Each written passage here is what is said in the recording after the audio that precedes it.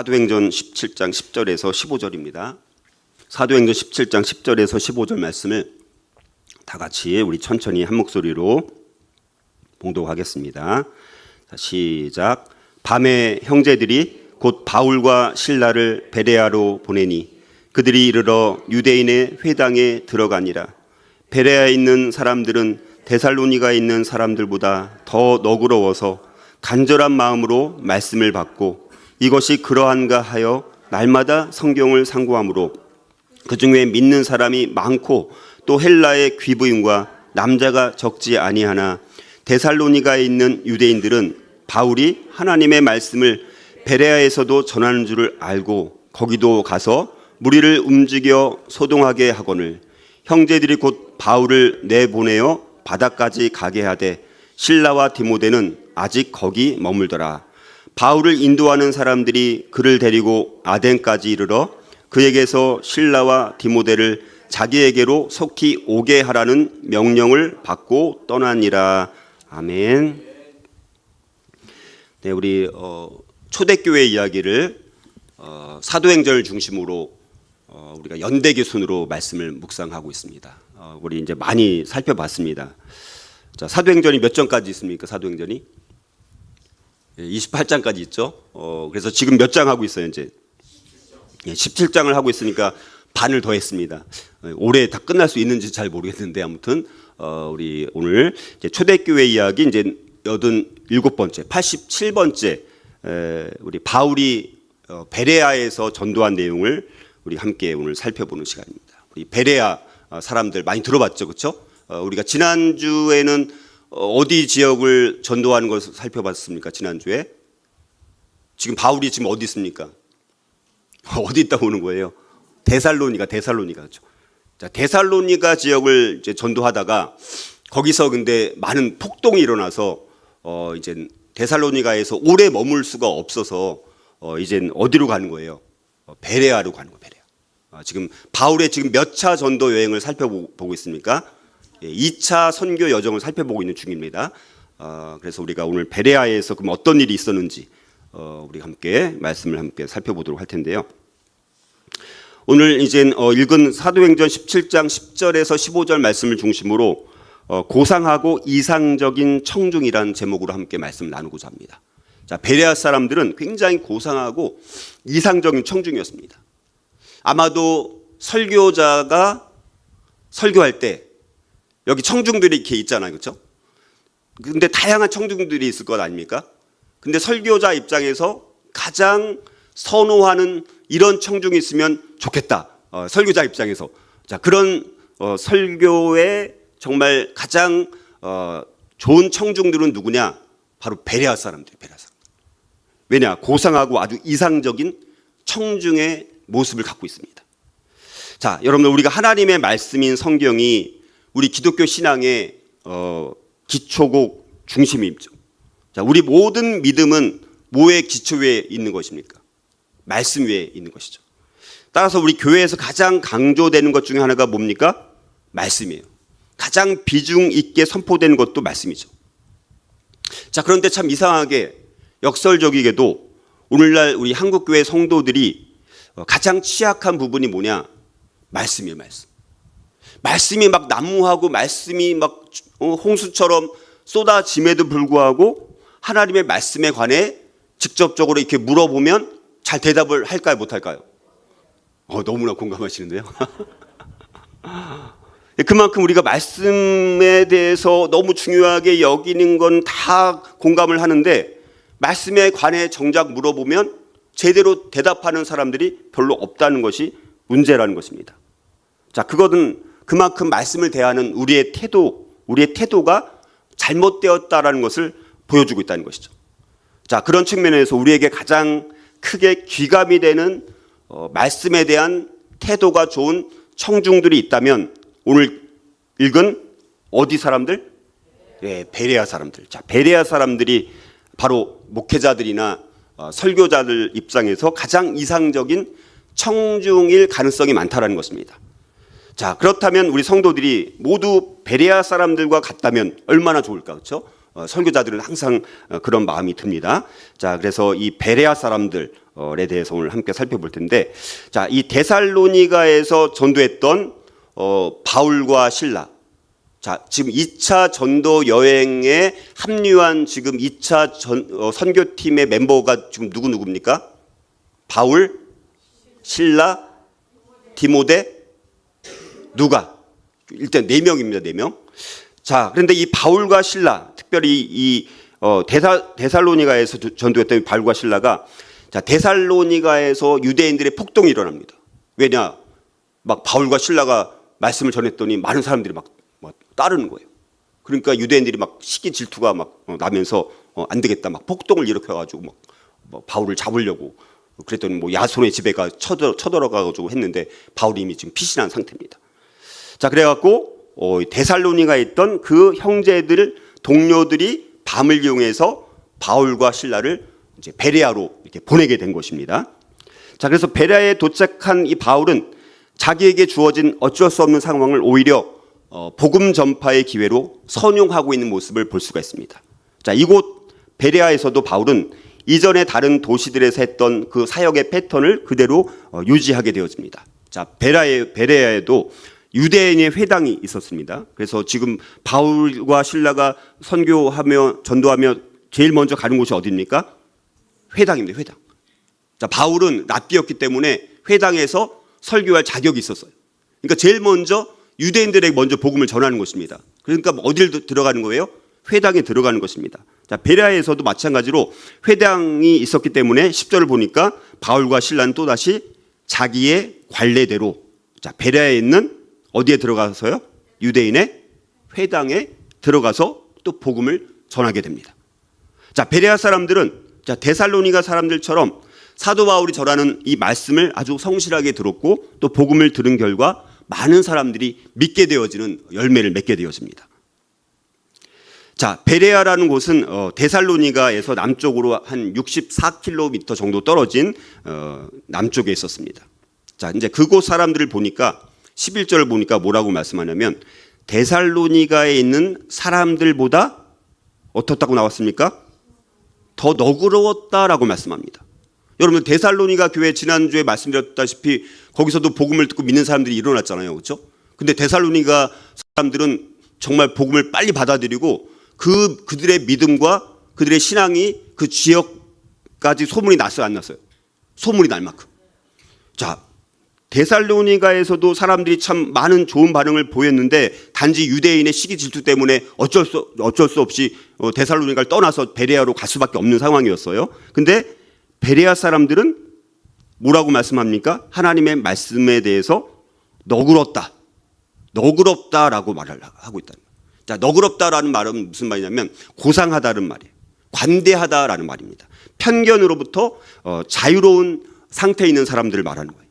그러니까 베레아 사람들은 이 사도 바울의 가르침을 편견 없이 잘 받아들였다는 것입니다. 자, 이런 고상한 성품의 특징들에 대해서 누가는 또 11절에서 뭐라고 말씀하냐면 간절한 마음으로 말씀을 받고 이것이 그러한가 하여 날마다 성경을 상고했다, 이렇게 말씀합니다. 자, 사도 바울은 베레아에서 가르침을 잘 따르면서 복음을 잘 받아들이는 너무 좋은 청중들을 만났다라는 것입니다. 자, 베레아 사람들이야말로 말씀을 가르치는 교사라면 누구나 가장 좋은 태도로 말씀을 들을 열정을 갖고 말씀 선포하는 사람 입장에서는 말씀을 잘 들을 때 말씀을 더 잘 전하고 싶어요? 아니면 말씀을 듣는 태도가 막 하품하고 막 졸리고 이러면 말씀을 전하고 싶어요? 안 전하고 싶어요? 안 전하고 싶잖아요. 근데 이 베레아 사람들은 아주 열심히 귀를 쫑긋하면서 사도 바울이 말씀을 선포할 때마다 열심히 들었다는 것입니다. 누구나 좋아할 만한 최고의 청중자들이 바로 베레아 사람들이었다는 것입니다. 자, 그러므로 우리는 어떤 면에서 말씀을 대하는 이 태도 면에 있어서 이 베레아 사람처럼 그런 그리스도인들이 오늘 되어야 되는 것에 대해서 한번 우리가 말씀을 통해서 한번 3가지 영적 원리를 한번 살펴보고자 합니다. 자, 그렇다면 우리가 말씀을 대하는 태도 면에서, 그러니까 저와 여러분들이 말씀을 대할 때 어떤 태도를 갖고 있는지를 베레아 사람들과 오늘 비교해 보는 거예요.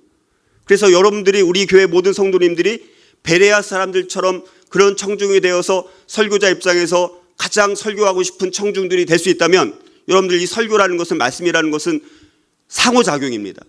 말씀을 전하는 자가 물론 뛰어나게 잘 준비해서 성령의 능력으로 말씀을 선포하는 것도 중요하지만 청중들이 같이 대답하고 반응을 보이면서 베레아 사람들처럼 그렇게 열심히 들으면 거기서 성령의 역사가 일어나서 말씀의 능력이 일어나게 되어지고 놀라운 말씀을 통해서 변화가 일어나게 되는 것입니다.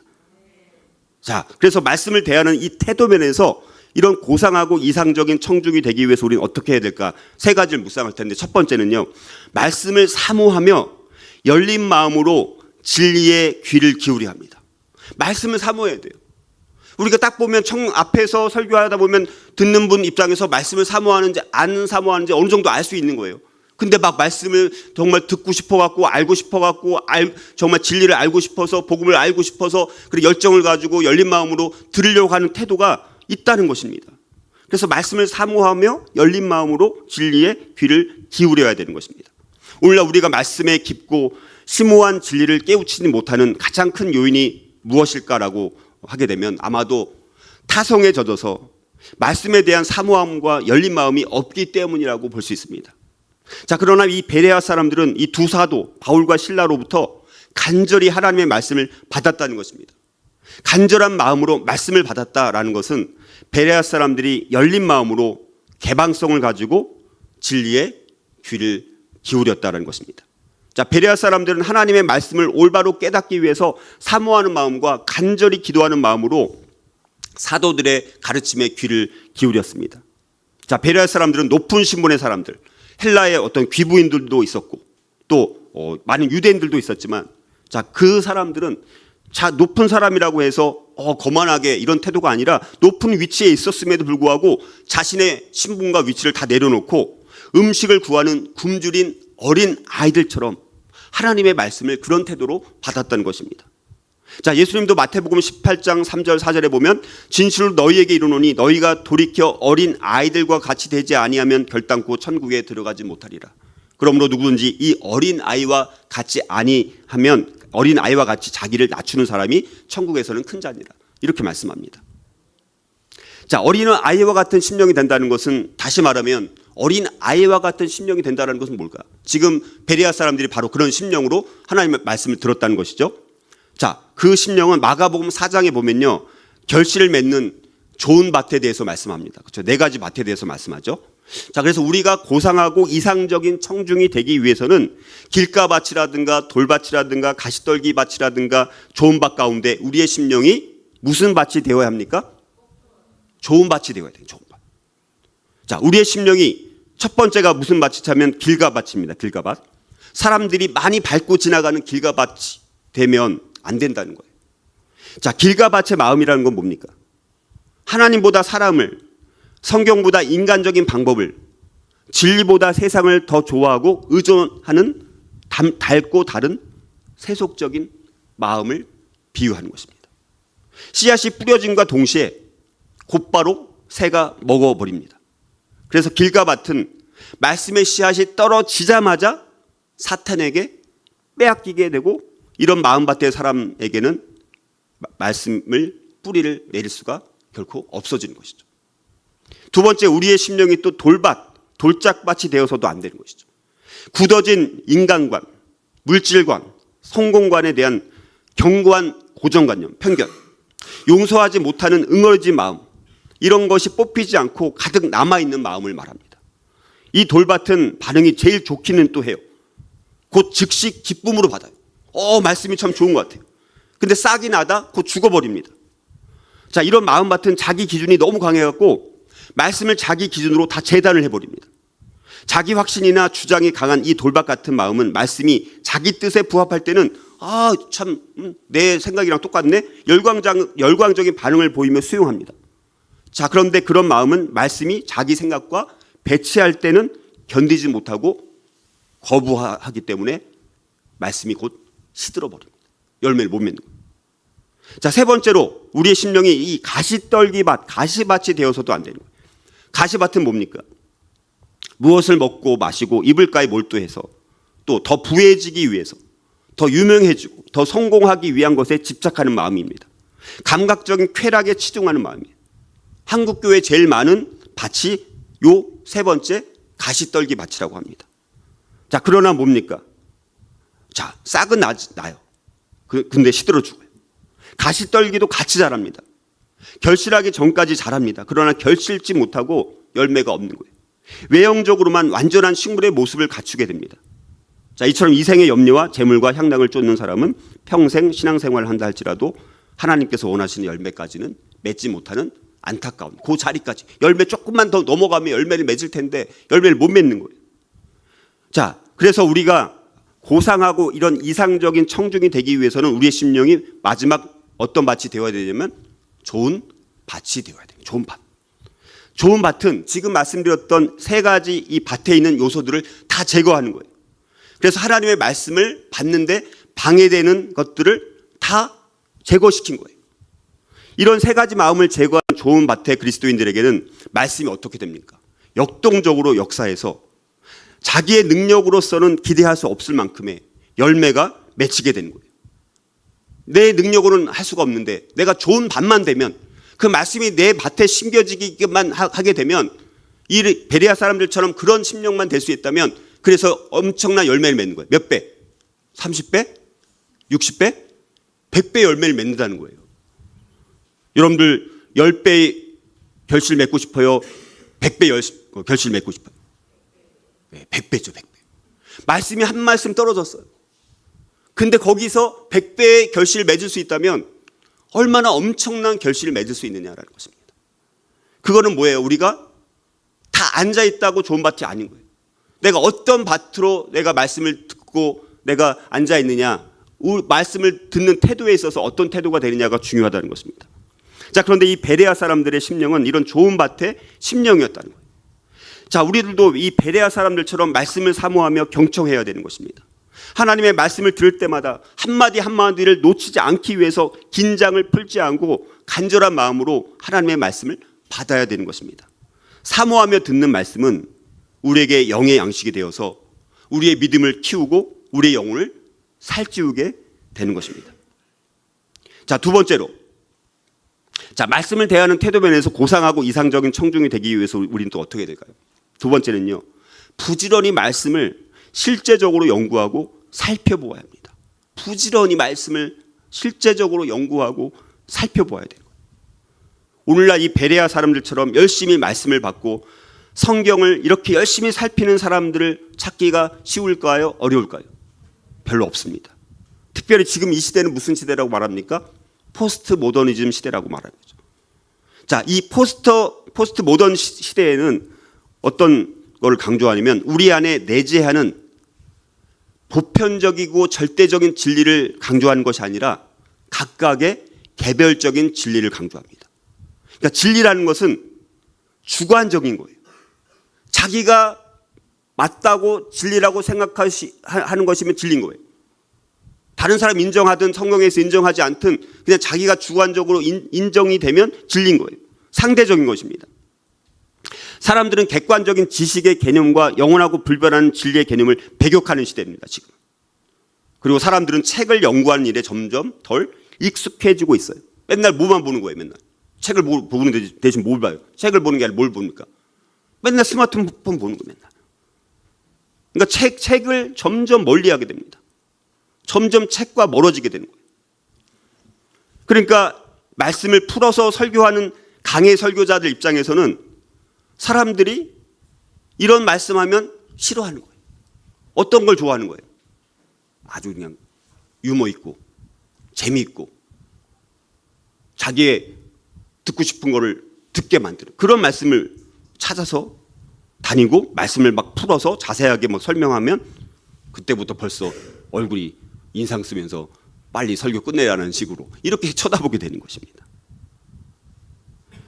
자, 그런데 이 베레아 사람들은 실제로 그런가 해서 성경을 상고했다라고 말씀하고 있습니다.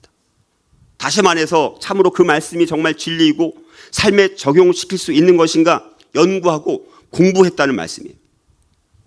베레아 사람들은 진리를, 절대적인 그런 진리를 찾고 있었어요. 그래서 베레아 사람들은 성경을 실제적으로 연구를 했습니다. 베레아 사람들은 모든 것을, 그리고 모든 사람을 고지고대로 그냥 받아들이는 것이 아니라 자기들 나름대로 다시 검토해 보는 거예요. 왜 우리는 말씀을 수도 없이 듣는데 우리 머릿속에 남아있는 것은 별로 없을까? 라고 했을 때 그건 뭡니까? 우리가 설교 시간에 말씀을 듣고 그냥 끝나는 거예요. 설교한 사람도 일주일 지나면 자기가 설교를 그렇게 막 20시간 준비한 설교 제목도 까먹어요. 저도 그렇습니다. 지난주에 뭐 설교했지? 기억이 안 나요. 그렇게 오랫동안 준비했는데. 그러니까 근데 듣는 입장에서 설교 시간 한번 듣고 그냥 끝나버리면 저는 20시간 준비해서 엄청 묵상해서 설교했는데도 그 설교 말씀 내용을 잊어버리는데 그냥 설교 한 번만 듣고 그냥 끝나버리면 어떻게 될까요? 머릿속에 남아요, 안 남아요? 남아있는 게 기적이죠, 어떻게 보면. 아주 천재면 기억이 날 수 있겠지만.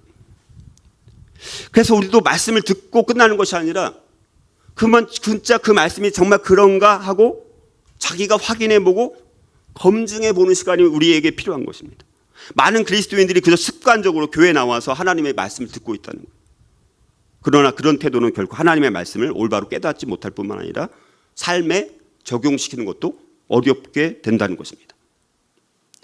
자, 그래서 우리는 이제 말씀을 이제 실제적으로 그러한가 하고 연구해야 되는 것입니다. 과거 하나님께 예언을 받은 선지자들조차도 하나님의 말씀을 연구하고 부지런히 살폈다라고 성경은 말씀하고 있습니다.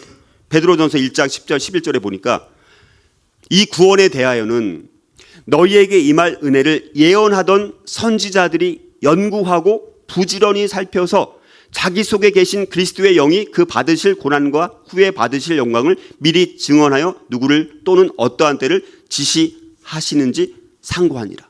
누가? 선지자들조차도. 하나님의 직접적인 계시를 받은 선지자들조차도 연구하고 부지런히 살폈다라고 말씀하면서 상고했다라고 말씀하고 있다는 거예요. 자, 물론 하나님의 말씀을 연구하되 인간의 지식으로만 하면 한계가 있고 성령의 도우심을 간절히 구하면서 의지하는 자세로 당연히 들어야 되는 것은 당연한 것입니다. 자, 우리는 각종 설교들과 서적들과 교훈들을 어떻게 평가하고 있느냐라는 것입니다. 베레아 사람들은 직접 성경 말씀을 펼쳐놓고 자신들이 들었던 가르침이 정말 참이냐 거짓이냐 그걸 검토해 봄으로 진짜 진리를 추구했다는 것입니다. 자, 그러면 우리 또한 우리가 듣거나 읽은 내용을 성경 말씀과 항상 비교해 봐야 되는 것입니다. 하나님의 참된 메시지를 전하는 설교자나 교사는 절대 하나님의 말씀에서 발견되는 내용과 모순되거나 동떨어진 해석을 하지 않아야 됩니다. 자, 그러나 성도들 또한 진지한 성경 연구를 통해서 우리가 읽고 들은 내용들을 검증하는데 절대적으로 시간을 들일 필요가 있다는 것입니다. 자, 세 번째로 마지막으로 말씀을 대하는 이 태도 면에서 우리가 고상하고 이상적인 청중이 되기 위해서 우리는 또 어떻게 해야 될까? 마지막 세 번째는요.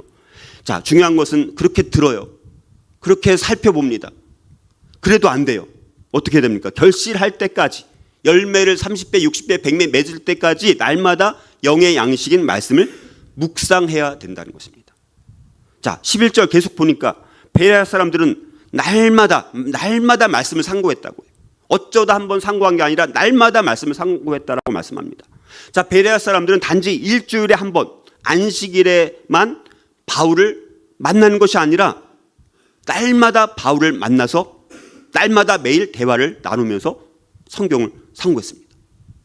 우리는 이틀만 연속해도 힘들어할 텐데 베레아 사람들 매일 안식일만 간 게 아니라 바울의 말씀을 들어보니까 와, 너무너무 더 궁금한 거예요.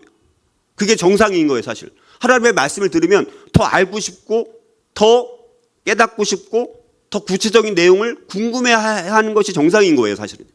근데 베레아 사람들은 한 번 만나서 안 되니까 매일매일 바울을 만났다는 거예요. 자, 우리는 매일 하루에 3끼씩 육의 양식을 먹습니다. 그래야지 생명을 유지하고 열심히 일을 할 수가 있습니다. 마찬가지로 우리의 영이 살아가기 위해서도 매일 영의 양식을 먹어야 되는 것입니다. 영의 양식은 바로 뭡니까? 하나님의 말씀인 거예요. 마태복음 4장 4절 보면 예수께서 대답하여 이르시되 기록되었으되 사람이 떡으로만 살 것이 아니요 하나님의 입으로부터 나오는 모든 말씀으로 살 것이라 이렇게 말씀하십니다. 하나님의 말씀이 우리의 영의 양식입니다. 그리고 하나님의 말씀이 악한 대적 사탄을 이겨내는 무기인 거예요. 자, 그리스도인들이 매일 사탄에게 지고 시험에 넘어지는 이유가 무엇이냐라는 것입니다. 자, 그것은 바로 영의 양식인 말씀을 매일 섭취하지 않기 때문인 거예요.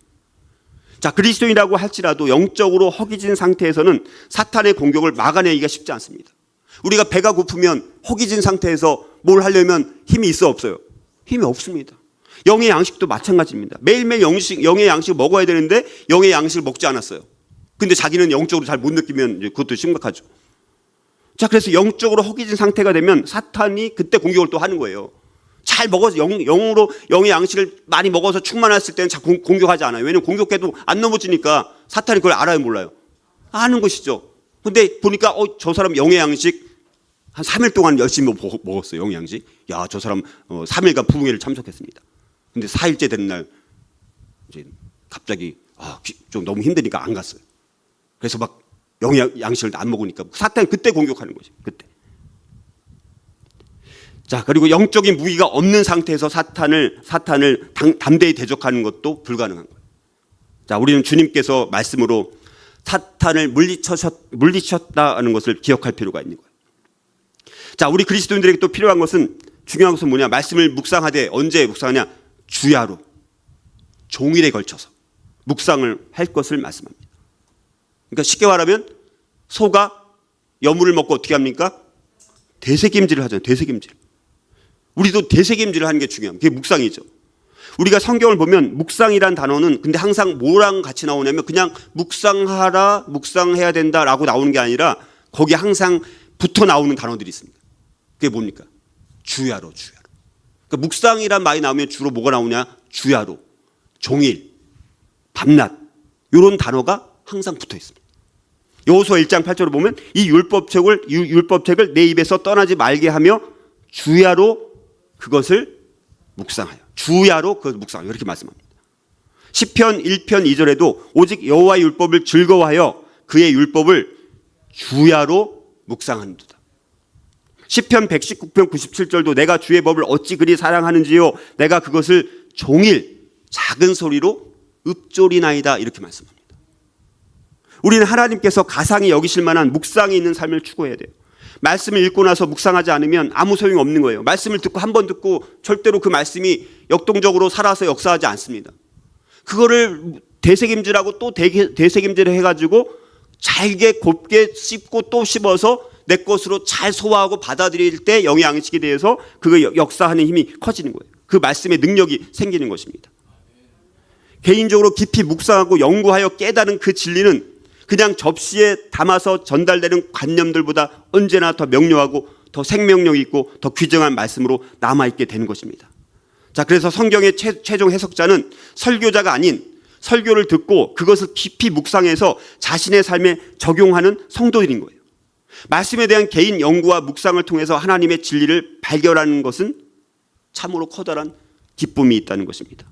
우리는 무엇보다도 묵상을 위해서 시간을 따로 떼어 놓아야 되는 것입니다. 베레아 그리스도인들처럼 말씀을 대하는 태도면에서 고상하고 이상적인 청중이 되기 위해서 우리는 결실할 때까지 날마다 영의 양식의 말씀을 묵상하고 또 묵상하고 되새김질해야지 결실이 되는 거예요. 그래야지 결실이 되는 것입니다. 저와 여러분이 이제부터 그래서 주야로 밤낮으로 종일 말씀을 묵상함으로써 우리가 늘 승리하는 삶을 살아갈 수 있기를 주님의 이름으로 축복합니다. 결론을 맺고자 합니다. 자, 베레아 사람들은 열심히 바울의 메시지를 받아들였고요. 부지런히 성경을 아주 자세하게 공부했습니다. 베레아 사람들은 믿음의 핵심에 해당하는 겸손과 그리고 말씀에 대한 수용적인 태도를 보여주었습니다. 말하는 사람이나 듣는 사람이 모두가 성경을 피상적이고 추상적이며 증거 본문식으로 사용하지 않았다는 것이죠. 그 반대로 바울은 성경을 갖고 논증을 했고 베레아 사람들은 바울의 논증이 정말 유력한 것인지 보려고 성경을 또 자세히 자기들도 검토해 본 거예요. 자, 이렇게 베레아에서의 사역은 바울의 논증과 청중의 연구가 서로 손을 맞잡고 있었다는 것입니다. 그런 과정에서 아마도 바울은 기도 가운데 진리 영께 그의 입을 열어서 그리스도 안에서 얻는 구원의 기쁜 소식을 설명하게 해주시고 그의 청중의 마음을 열어서 그것을 깨닫게 해달라고 간절히 구했을 것입니다. 자, 그러나 이러한 베레아 사람들과 달리 13절을 보니까 질투심이 불타던 데살로니가의 유대인들이 어디까지 쫓아온 거예요? 데살로니가에서 막 못 살게 굴어갖고 바울과 실라가 지금 베레아로 도망갔는데 그 사람들이 어디까지 쫓아왔어요? 13절 한번 읽어볼까요? 13절. 자, 같이 읽어보겠습니다. 13절 시작. 데살로니가에 있는 유대인들은 바울이 하나님의 말씀을 베레아에서도 전하는 줄을 알고 거기도 가서 무리를 움직여 소동하게 하고는 이렇게 말씀합니다. 질투심이 얼마나 많았는지 베레아까지 쫓아온 거예요. 64km까지 쫓아온 것입니다. 그래서 문제를 또 일으키는 거예요. 자, 이 질투라는 죄는 얼마나 추하고 소모적인지 모릅니다. 자, 이렇게 바울은 또다시 데살로니가 유대인들로부터 또 다른 반대와 또 다른 박해를 받을 수밖에 없는 거예요. 자, 그러니까 또 이거 안 되겠다 싶으니까 베레아에서 얼마 안 되는 시간이지만 바울의 설교를 듣고 믿게 된 베레아 사람들이 있었던 거예요. 베레아 그리스도인들이 있었던 거예요. 참 짧은 시간이지만 바울이 복음을 전하고 진리를 선포할 때마다 그 지역에 복음을 전혀 듣지 못했던 많은 사람들이 회심하고 주님께 돌아오고 바울을 도와줄 만큼의 그런 사람들이 생겨나는 거예요. 참 놀라운 일이죠. 자, 그래서 그 베레아 이 형제들이 그 지방에서 소동이 가라앉을 때까지 바울로 하여금 이제 이 마게도니아 이 지역에서 떠나 있게 하는 것이 좋은 방법이라고 이제 권면을 하는 거예요. 바울도 베레아의 그리스도인들을 독려하기 위해서 자기 혼자 일단 혼자 피신은 하지만 동료들 다 피신하면 안 되는 거예요. 지금 누가 또 같이 있는 거예요? 실라, 디모데. 누가는 잘 안 나와요. 왜냐면 이게 사도행전의 저자가 누굽니까? 누가잖아요. 그러니까 지금 누가도 같이 있는데 누가는 지금 이 바울이랑 같이 갔는지 안 갔는지 그거는 알 수 없습니다. 근데 분명히 이제 베레아에 실라와 디모데를 남겨두어 가지고 베레아에 믿는 사람들이 여전히 있으니까 바울은 혼자 떠날지라도 잠시는 그래도 실라와 디모데를 남겨둬 가지고 베레아 사람들을 좀 더 격려하고 좀 도와줘야 될 필요성이 있잖아요. 그러니까 참 지혜로운 거죠. 그런 거 보면. 자, 그래서 실라와 디모데를 남겨두고 이제 아덴으로 떠나는 것이 좋겠다라는 추천을 받고 바울이 그렇게 이제 도움을 받아서 이제 다음 선교 지역이 어디입니까? 이제 아테네. 이제 아테네로 가게 되는 거예요. 자, 그래서 이 베레아의 교우들은 바울을 이제 해안 바닷가로 데리고 가서 이제 아가야 지방에 있는 아덴으로 이제 가게 되어집니다. 자, 그런 다음에 이제 디모데와 실라는 이제 다시 바울에게 합류할 수 있도록 바울의 지시 사항을 이제 전해받고 이제 다시 이제 돌아가게 되어집니다. 자, 이것이 이제 우리가 베레아에서 있었던 사도 바울의 전도 이 사역에 대한 내용을 우리가 살펴봤습니다. 자, 오늘 우리가 또 함께 기도했으면 좋겠어요. 오늘 먼저 우리 고상하고 이상적인 청중이 되는 것이 중요합니다. 자, 우리 이제 광주 지구촌교회로 우리 고산동에서 우리 교회가 새로 시작합니다. 자, 그렇다면 우리 먼저 믿는 우리 교회 성도님들이 베레아와 같은 성도들이 되어야 되는 거예요. 그래서 다른 믿지 않는 아니면 뭐 이 지역에 있었던 사람들이 올 때 우리 교회 성도님들이 먼저 베레아 사람들처럼 고상하고 아주 이렇게 이상적인 청중이 되면 거기에 분위기에 휩쓸리게 됩니까? 안 됩니까? 안 되는 거예요. 근데 우리 교회 성도들이 하품하고 있고 딴짓하고 있고 집중해서 안 듣고 설교하면 다른 사람들도 집중이 돼야 안 돼요. 더 열심히 들으려고 했던 성도도 여기 오니까 집중이 안 되네. 다른 데로 또 가는 거예요. 그러니까 우리 교회 모든 성도님들이 베레아 사람들처럼 고상하고 이상적인 청중이 먼저 되는 것이 중요합니다. 자, 오늘 이 세 가지 말씀을 가지고 하나님 우리에게 이런 아주 고상하고 이상적인 청중이 되어서 좋은 밭의 심령이 되어서 하나님의 말씀이 한마디 한마디 떨어질 때마다 30배, 60배, 100배 열매를 맺는 우리의 심령이 될 수 있게 해달라고 우리 간절히 기도하고요.